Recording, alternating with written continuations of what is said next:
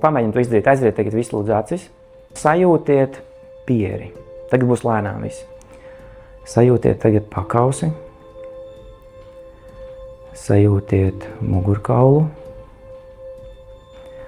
Plecus. Muguru.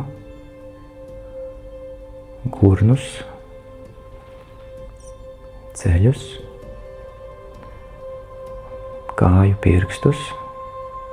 Paceliet visi lūdzu rokas augšā. Paceliet rokas. Pirksti ir vaļā, pilnībā vaļā, neko neturiet rokās lūdzu.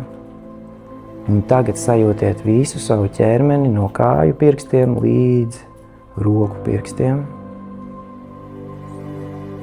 Sajūtiet mazākās niansītes, kas notiek ķermenī.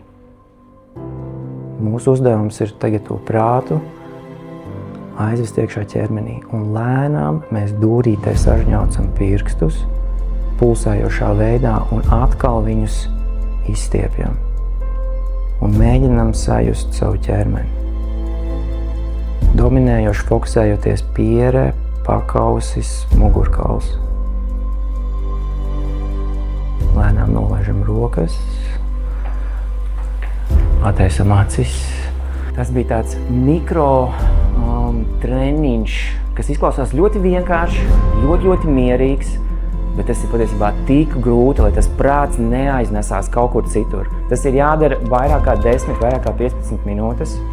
Ideālā variantā, ka jūs sekojat kādam, kas jums to dara, tas var būt arī es. Un laika gaitā jūs noķersiet to foršo sajūtu, ka jūs zinat, kur atgriezties. Un jums atliks būt auditorijas priekšā, kad sākās trauksme, jūs spēsiet ātri atgriezties tur, kur ir drošība, un jūs spēsiet sacentrēties.